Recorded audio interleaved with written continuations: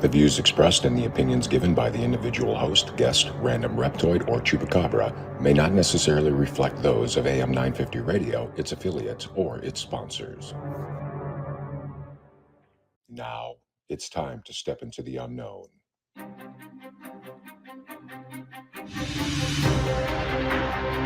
There are things people experience but never talk about.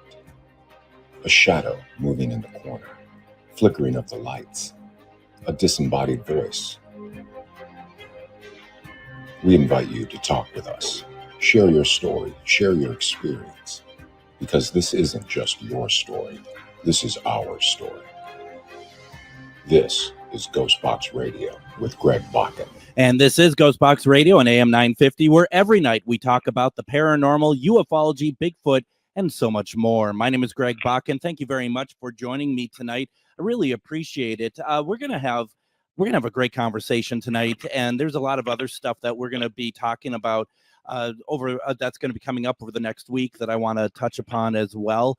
Also tonight, don't forget, folks, we are giving away the free tickets to the new Ghostbusters film, Frozen Empire. We're going to have that going, and that's going to be a lot of fun. That's going to be for next week. We'll give a little bit more details later in the program. But one of the things that I really wanted to do, as I was saying right before the program started, one of the things I really wanted to be able to do was have Susan B. Martinez on tonight. And the reason why is when I found out about her book, I mean, I think she's written about 10 books or something like that. When I found out about her book, Field Guide to the Spirit World, The Science of Angel Power, Discarnate Entities, and Demonic Possessions, right away, I'm just like, yeah, I kind of want to talk to her about that. And I'm really excited to have this conversation because I think this is a book. If you don't know the book, which I would be surprised if a lot of people don't know the book, but if you don't, I think this is a great way to get you to maybe check it out. But also, if you are familiar with the book, and if you're not, if you're just curious about the questions we're the stuff we're talking about tonight, put it into the comments as well, because Susan will be able to answer some questions and stuff. And we have her on the phone tonight. Susan, welcome to GhostBox Radio. Hi. How are you doing tonight? I'm doing okay, even though it's past my bedtime. I know. I'm sorry. No problem. No problem. Well, you can stay up and watch the sunrise. It's just a couple hours away now, so you're good. So, I mean, you're talking about all these, these concepts. I mean, all this stuff happens at night anyway, so it seems to be perfect for you to be up tonight and talking about them. Yeah, no problem. So the book is called Field Guide to the Spirit World, and it is, and I was looking because I have a copy of the book right here, Susan. Which, first of all, I'm a big fan of still the physical books, and this is a beautiful book. And I mean, that may not mean a lot to a lot of people, but to me, a book is not only interesting from the contents inside, but what it looks like, the feel of it, the size of it, everything about it makes it something that I want to invest my time in to read. And so this is fantastic. Now, one of the things I read here, and this is from the Amazon description here, it says Martinez presents Overshadowing by Spirits as a universal cross-cultural phenomenon, documenting modern and traditional accounts as well as corroborating indigenous beliefs. I find that to be a very interesting sentence there. Can you tell us a little bit about what this book is about, please? Well,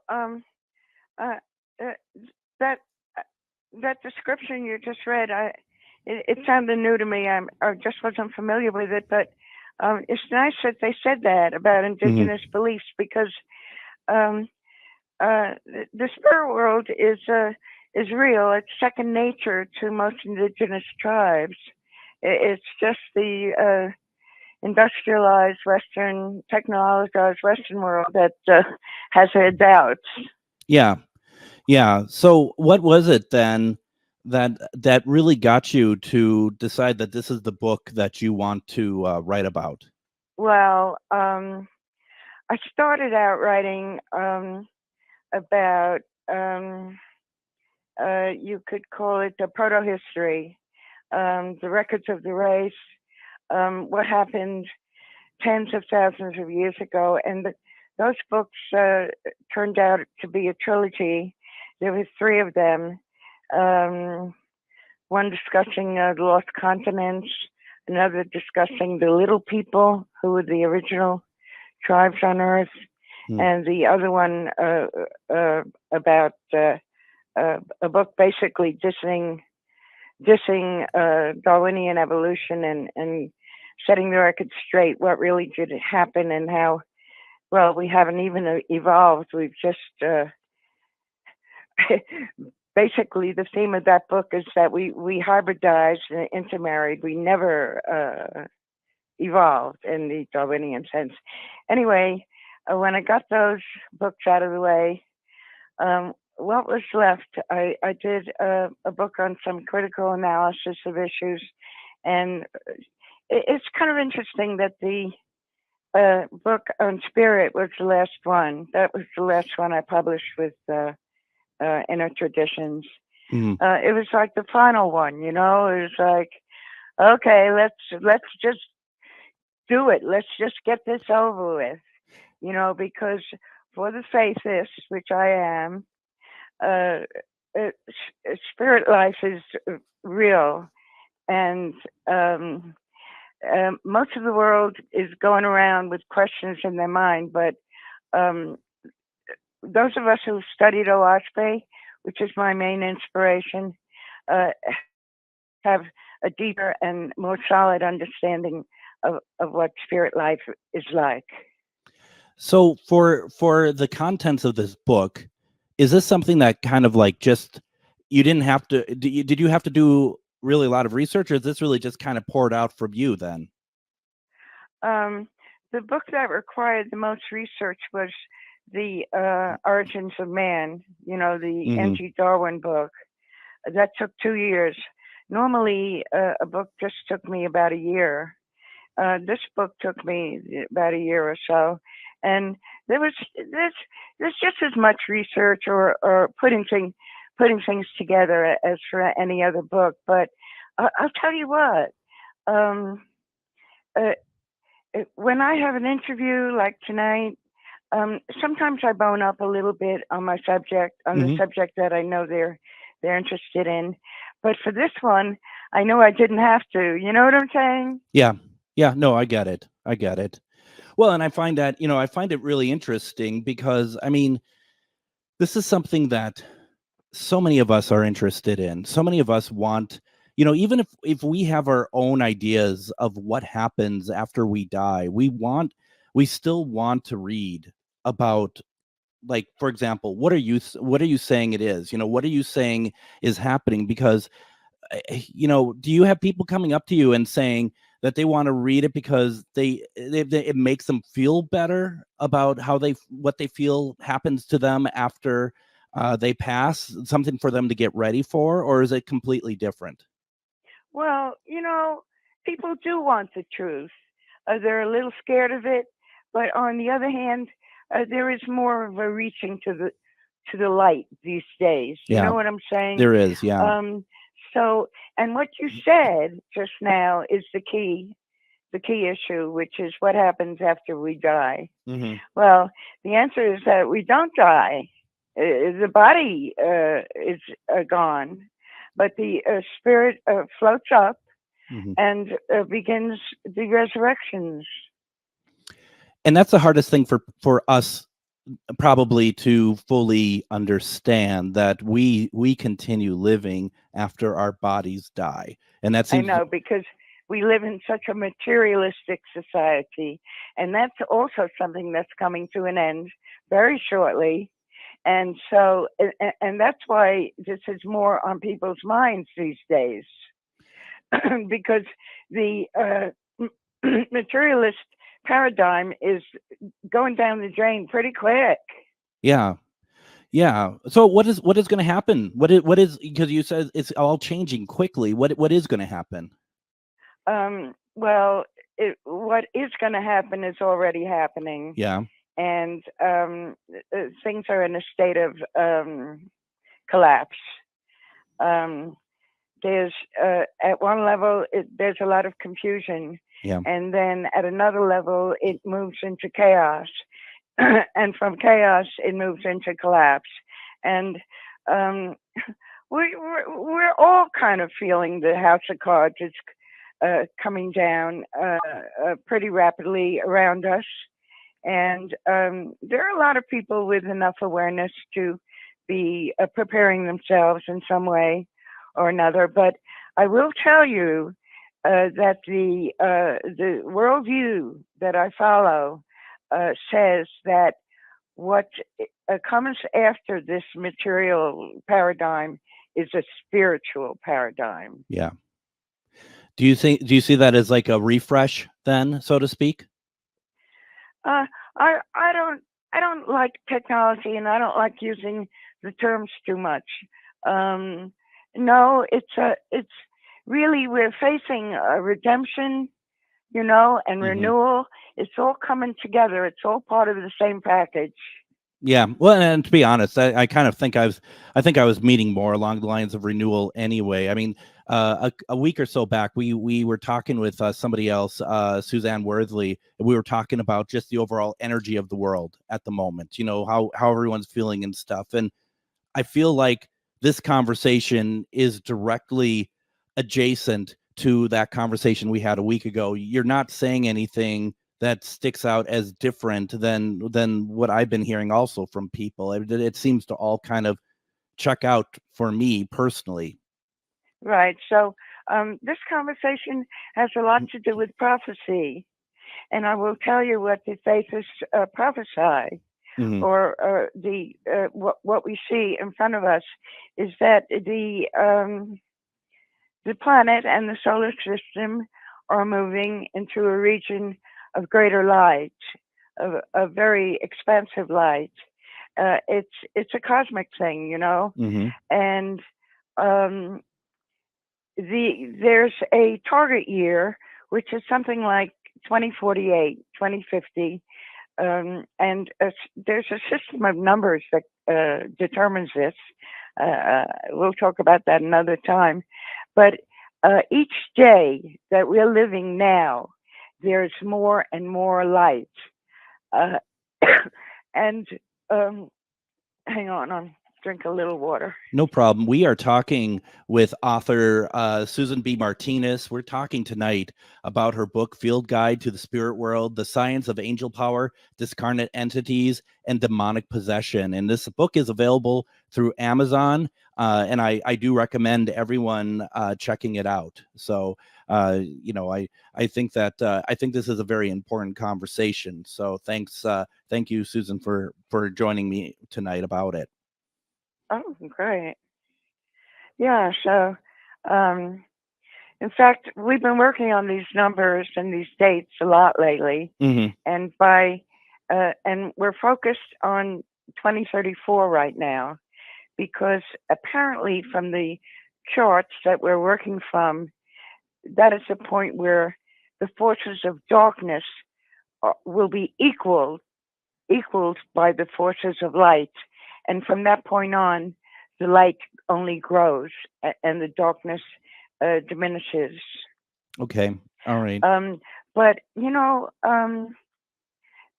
that both of these issues are important for people to know, so they're not in the dark and so they're not so depressed.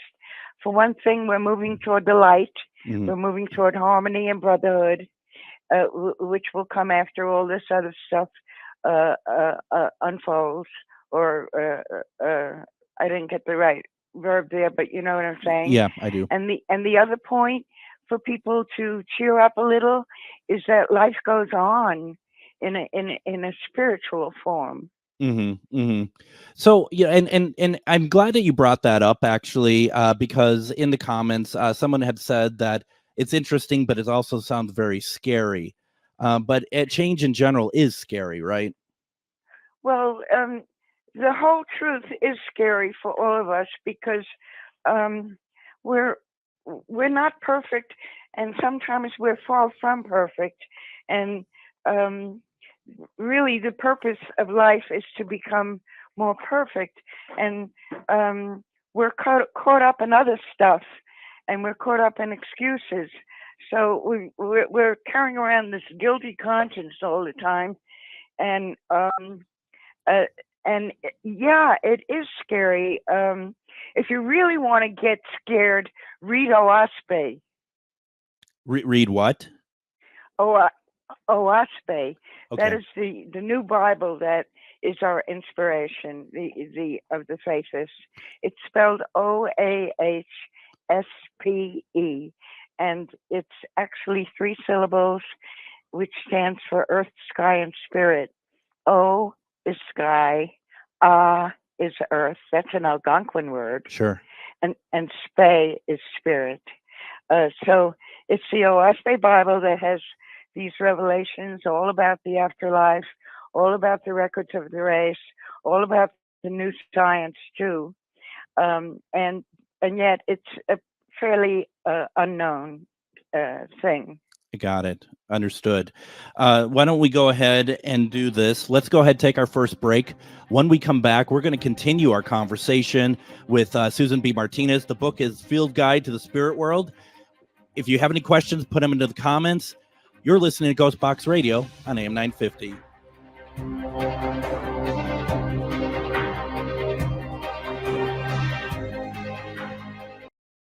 Are you one of thousands of individuals who know you have psychic abilities but don't know how to tap into your higher self?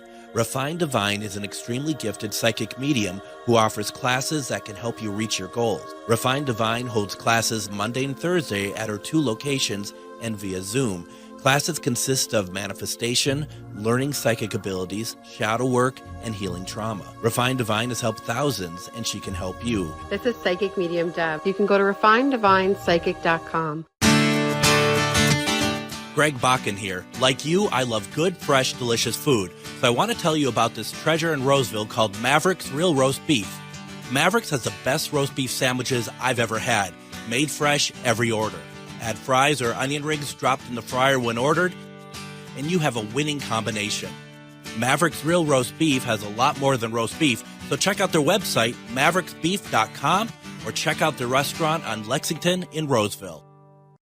Come on out to the Charvinity Psychic and Healing Fair in collaboration with Maria Shaw Minneapolis Convention, May 18th and 19th at the Doubletree by Hilton Minneapolis Airport Hotel, formerly known as the Marriott Airport Hotel. The Charvinity Psychic and Healing Fair features a selection of highly skilled and exceptional local psychic readers, healers, and practitioners, ensuring a wide array of premium services like Reiki, past life regression, and so much more. All practitioners offer something unique to help you. You can pre-book practitioners before going to the event and even possibly win a gift basket by visiting 5 or more practitioners at the fair. Also, if you pre-book and prepay for a 30-minute session, you get a weekend pass for Maria's classes for free, normally a $59 value. And the first 25 people who show up Saturday and Sunday will get a free gift bag.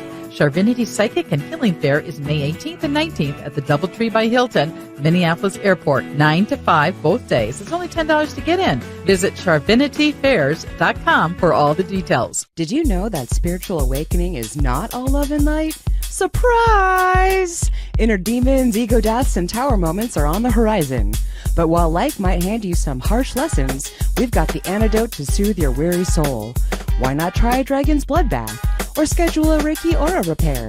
With books, herbs, talismans, candles, and more, we put the Shazam in shadow work. Visit Magus Books at 1848 Central Avenue Northeast in Minneapolis or magusbooks.com. The Tilted Tiki, located in downtown Stillwater, helps you get your tropical tiki vibe on with a large selection of fantastic tasting tiki cocktails served in unique and fun glasses, a menu of delicious food ranging from small bites, craft tacos, sandwiches, and more. Plus, don't forget they have live music Wednesday through Saturday nights. Located in downtown Stillwater, the Tilted Tiki is your tropical relaxation restaurant in Minnesota. Visit thetiltedtiki.com. And as I mentioned in the last break, Twin Cities Pagan Pride is thrilled to host Paganicon 2024, March 15th through 17th at the Crown Plaza Minneapolis West Hotel. Come to Paganicon to experience a deep community where people gather to learn, socialize, and get inspired. Check out all of our featured guests and list of activities at tcpaganpride.org and register now for this incredible conference. Paganicon is a safe place to not only be yourself, but meet other like-minded individuals as well. And welcome back to GhostBox Radio on AM 950. My name is Greg Bakun. Tonight we are talking with Susan B. Martinez. She is the author of the book Field Guide to the Spirit World, The Science of Angel Power, Discarnate Entities, and Demonic Possession. If you have a question, please put it into the comments. We're talking about some concepts that I think might be, well, some people have put into the comments, and we talked about the last segment, Susan. Some people, it's like it sounds scary and whatnot. When you're talking about change and you're talking about that materialistic side of things disappearing, what exactly are you saying? Are you saying that we are all going to go away? Not at all. But look at the shape the world's in right now. Yep. Wars, poverty, pogroms, bigotry, racism, mass movements, sickness, just, right down the line. And we can see that things are getting worse, and we can only guess what's coming. But in the revelations, in the prophecies, we understand that this is the breakdown of our civilization. Yeah. Go ahead. Yeah, no, you go ahead. Here's my question. It's just a very it's just a very honest question. Every so often we run into people saying this sort of thing, and I don't disagree with any of the things you're saying about the current state of the world. My question is, how do we know that this time it is real?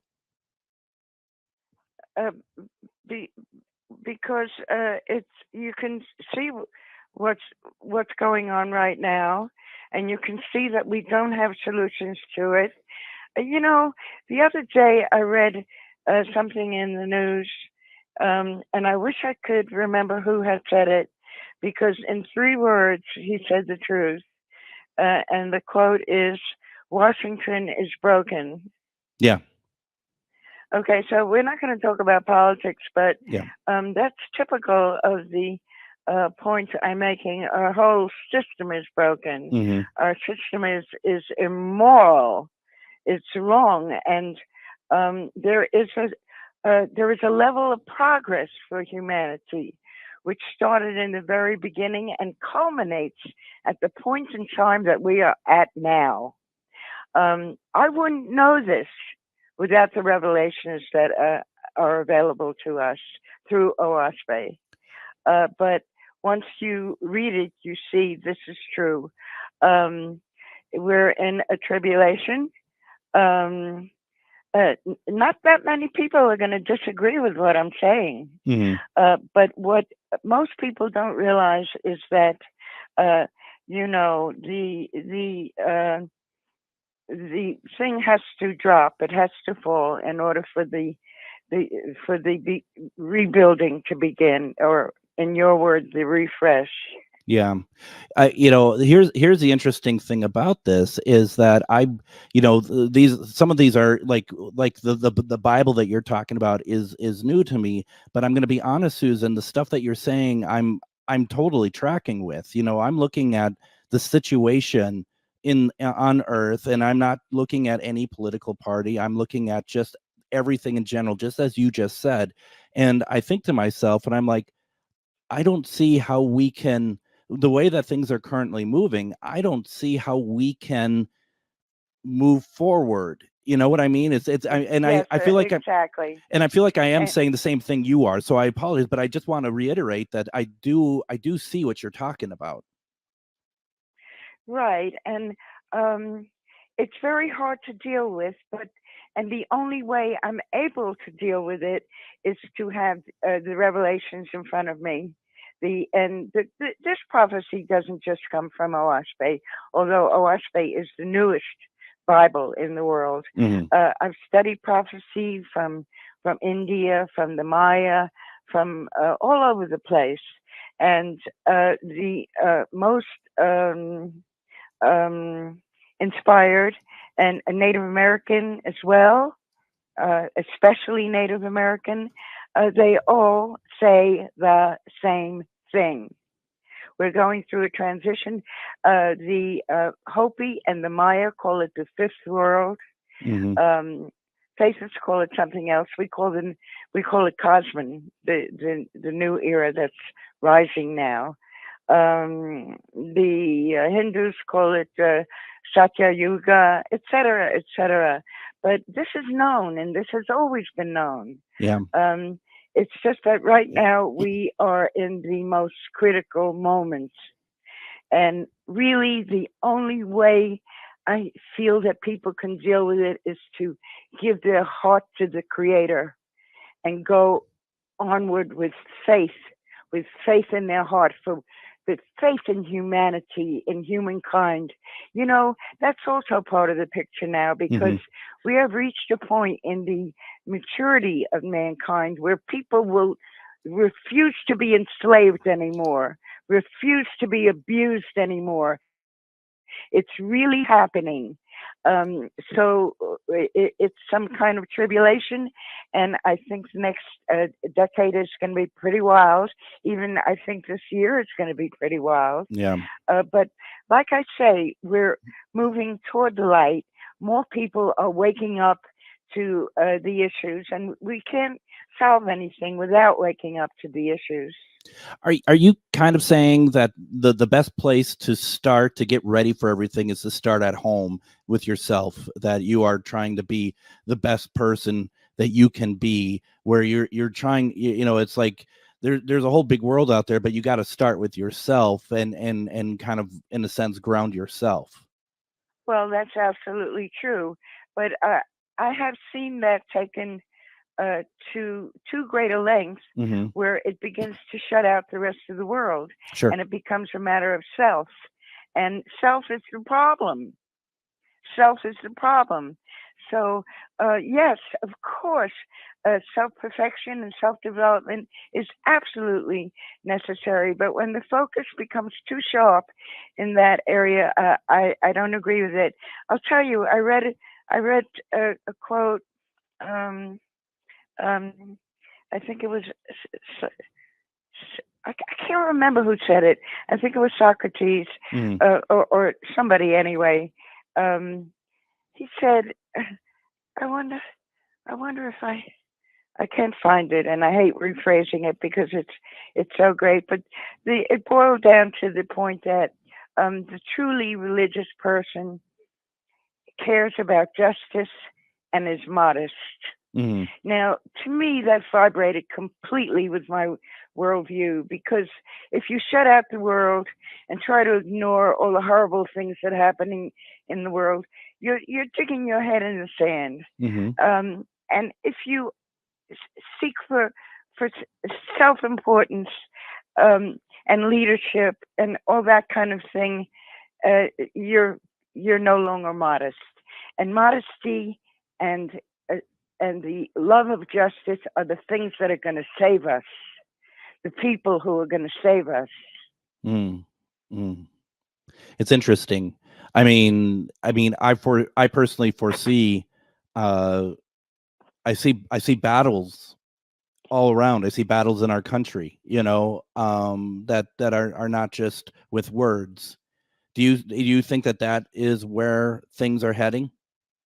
Well, could you rephrase that or something? Do you think we're going to have a civil war?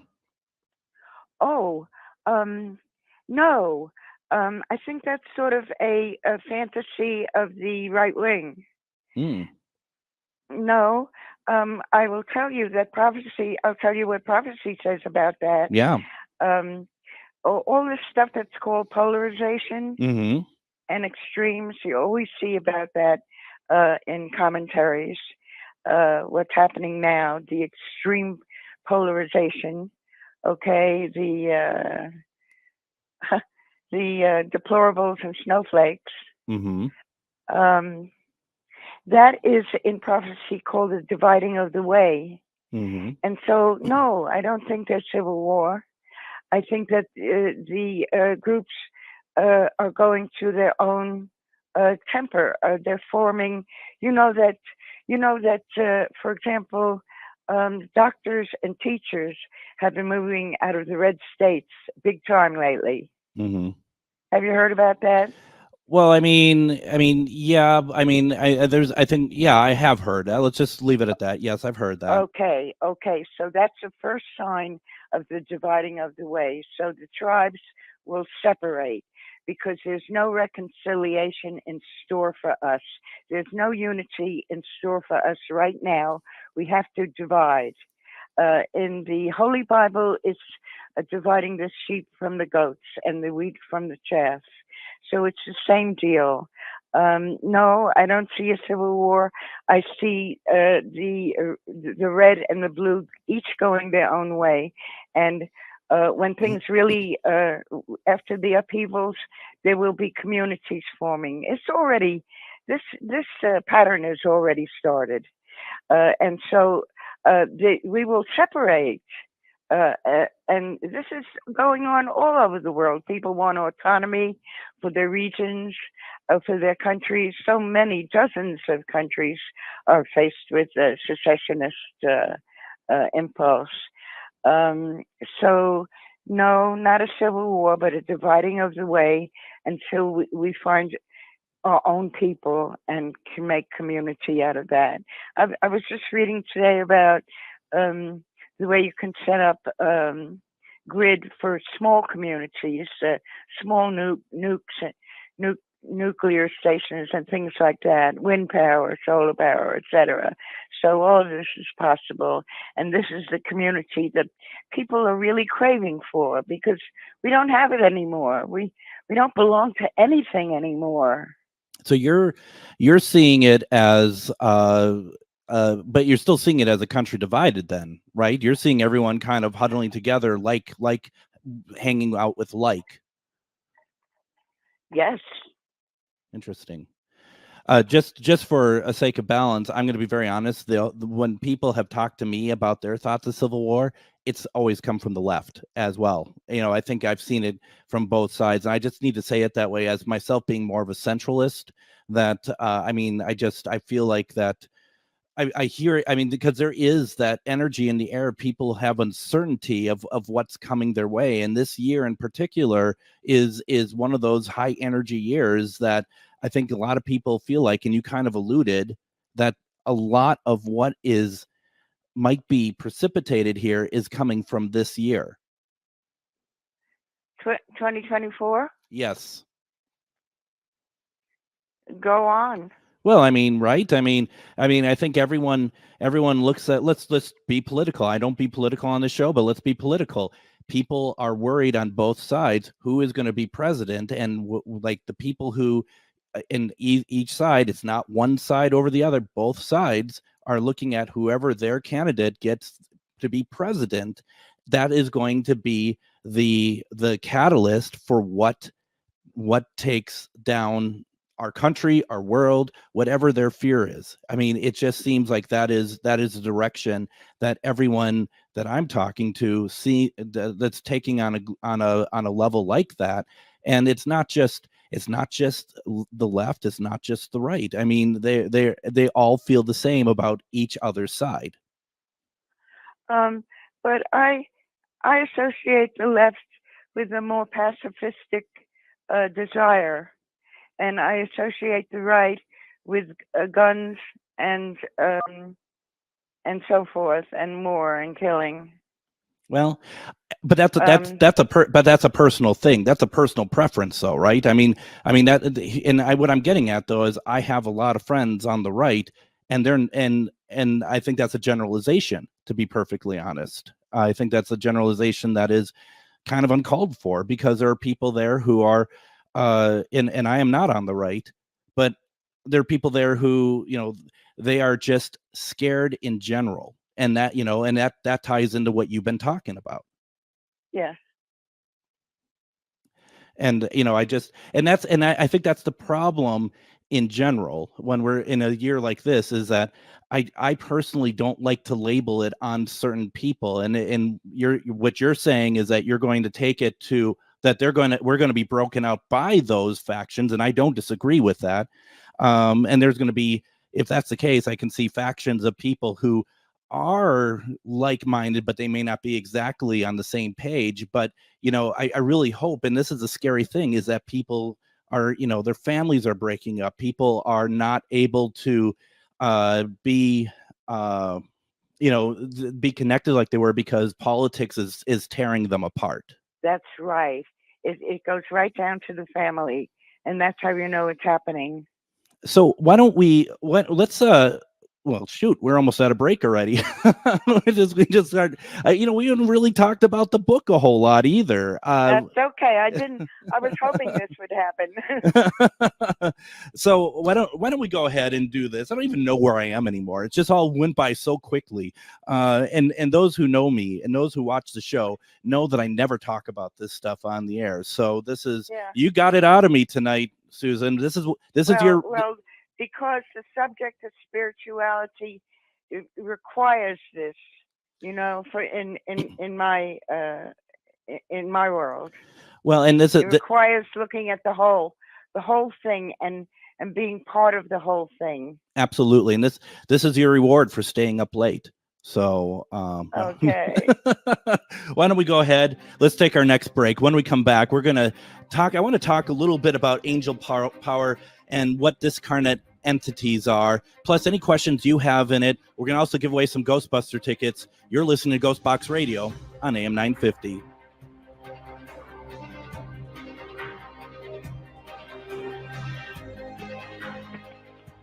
Need a stone to change your luck or break a curse? Try Larvikite, known for its hex-breaking powers. Need an herb to repel negative spirits? Try Rue, used to repel demons and jinn. Want to create a decoy so black magic can't touch you? Make a witch bottle. For more magical advice, visit Magus Books in Minneapolis. We've got the tools and the expert advice you need to succeed against the dark arts. Find us at 1848 Central Avenue Northeast in Minneapolis or at magusbooks.com. The Tilted Tiki, located in downtown Stillwater, helps you get your tropical tiki vibe on with a large selection of fantastic tasting tiki cocktails served in unique and fun glasses, a menu of delicious food ranging from small bites, craft tacos, sandwiches, and more. Plus, don't forget they have live music Wednesday through Saturday nights. Located in downtown Stillwater, the Tilted Tiki is your tropical relaxation restaurant in Minnesota. Visit thetiltedtiki.com. Greg Bakun here. I've told you about the out-of-the-world roast beef sandwiches at Maverick's Real Roast Beef, but I haven't told you about their Philly steak sandwiches, turkey bacon avocado sandwich, BLT, crispy chicken, fish sandwiches, brisket, or pulled pork. Okay, you get the idea. They make a lot of delicious food to the same standard as their famous roast beef sandwiches, and now I'm starving. I'm going to go to Maverick's Real Roast Beef off Lexington and Roseville, and you need to go too. Check out their menu at mavericksbeef.com. Have you ever met someone who not only can help you on a deep spiritual level, but also potentially change your life? Refined Divine is an extremely gifted psychic medium who travels the nation and lives right here in the Midwest. And she offers mediumship, mentorship, house and business parties, energy healing, palm readings, and so much more. Refined Divine has helped thousands, and she can help you. Hi, this is Psychic Medium Deb. I cannot wait to hear from you. You can go to refineddivinepsychic.com. Come on out to the Charvinity Psychic and Healing Fair in collaboration with Maria Shaw Minneapolis Convention, May 18th and 19th at the DoubleTree by Hilton Minneapolis Airport Hotel, formerly known as the Marriott Airport Hotel. The Charvinity Psychic and Healing Fair features a selection of highly skilled and exceptional local psychic readers, healers, and practitioners, ensuring a wide array of premium services like Reiki, past life regression, and so much more. All practitioners offer something unique to help you. You can pre-book practitioners before going to the event and even possibly win a gift basket by visiting 5 or more practitioners at the fair. Also, if you pre-book and prepay for a 30-minute session, you get a weekend pass for Maria's classes for free, normally a $59 value. And the first 25 people who show up Saturday and Sunday will get a free gift bag. Charvinity Psychic and Healing Fair is May 18th and 19th at the DoubleTree by Hilton, Minneapolis Airport, 9 to 5 both days. It's only $10 to get in. Visit charvinityfairs.com for all the details. Are you interested in learning traditional Reiki but aren't sure who to trust? Liz Johnson of Megas Books has been teaching and initiating students for over 30 years. Her next open session for Reiki 1 is March 17th, starting at noon. To register or learn more, visit megasbooks.com. Now, join me tomorrow on GhostBox Radio with Greg Bakun. We're going to have on author John Russell. We're going to talk about one of his books. He has a number of books out as well. This book is called Riding with Ghosts, Angels, and Spirits of the Dead. And I'm looking forward to this conversation. John and I have been trying to get him on the show for a while. I'm glad that we're finally able to do so. That is going to be tomorrow. Definitely check it out. Now, GhostBox Radio and Sony Pictures would like to invite you to a special preview screening of Ghostbusters Frozen Empire on Tuesday, March 19th at 7 p.m. at Showplace Icon Theaters in St. Louis Park. After tonight's show, and tonight is Tuesday, March 12th, after tonight's show, look for a link on both GhostBox Radio with Greg Bakun and AM 950 Radio Facebook pages. Click the link and get your tickets. Tickets are limited, so get them as soon as you can. Thank you for being a listener to AM 950 and GhostBox Radio. Now, welcome back to our program. We're in our final segment, and we've been having quite the conversation tonight with author Susan B. Martinez. We've been talking about her book, Field Guide to the Spirit World, the science of angel power, discarnate entities, and demonic possession. And Susan, I'm curious, what are discarnate entities? That's a term that's familiar in the literature. It's not my own term, but I use it because it's understood. Sure. In my book, it's just a matter of earthbound entities, people who have died and gone to heaven, but not really gone very far up and still remain in the earth plane, and their spirit is capable of attaching themselves to earthly things and earthly people. Sure. So people that and with these then these spirits still have like the clinginess of like material wants. For example, say like a grandmother who still is attached to her house because she loves her house. She doesn't want to let her house go. Is that sort of what you're talking about? Yes, it's mostly in families. Sure. That's why they get so angry when you start ripping down the wallpaper that they want there, and they start doing stuff around the house so that that someone's displeased over there. I was just thinking the other day that's probably why they call them familiar spirits. That's a good point, actually. Yeah, that's really true. And it's. Do you have a theory why they don't move on beyond the earthly bound? Because in their life they denied spirit progression, and were not and never got beyond the lower self. The self I was talking about before. That's so dangerous to be so attached to. So what you're saying is that if they haven't had a very, whatever the spirit is, whatever the creator is, if whatever they're thinking, that is lacking completely in their life, and they don't move forward. Yeah, because when you get to when you die and go up, there are helpers for everybody, but some people can't handle that. They're not ready for that. They just want and others don't believe they're dead because they still have a kind of consciousness. Maybe they think they're dreaming or something. Do you believe that you can cross over spirits that are in that state, but to cross them over to the other side, to a veil where they don't have those earthly instincts? I don't get the question. Well, if they are, like, the way that I believe it is that they're not on the other side of the veil, And so to be able to transition them so that they can move forward, that they can move on from that earthly plane. Do you see that that's a possibility? Well, yeah, that's what's going on. The lowest region above the earth is called Hada, and that's a very ancient word, but it found expression, I think, in Greece with the word Hades. It's the same word. Hell is another word for it. And if you were a progressed spirit spiritually, you just pass right on through that and move toward the first resurrection. And then there are 2 more resurrections beyond that, and beyond that are the emancipated heavens. And it's a constant progression for the spirit, learning. There are schools, there are nurseries, there are hospitals, there's all kinds of activities. You know, the faithless group that I'm in, many of them are kind of psychic people with a second sight.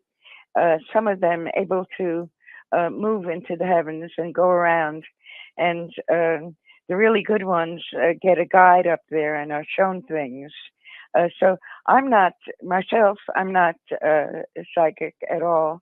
I'm, more scholarly, but I have heard their stories. And, the last one I heard was a friend who was up there in spirit and was shown a place and met a 14-year-old boy who died in the Ukraine.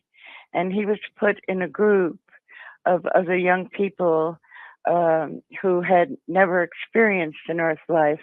And he was kind of put there as a teacher because those who have not lived include miscarriages, abortions, infanticide, people who died stillborn, etc.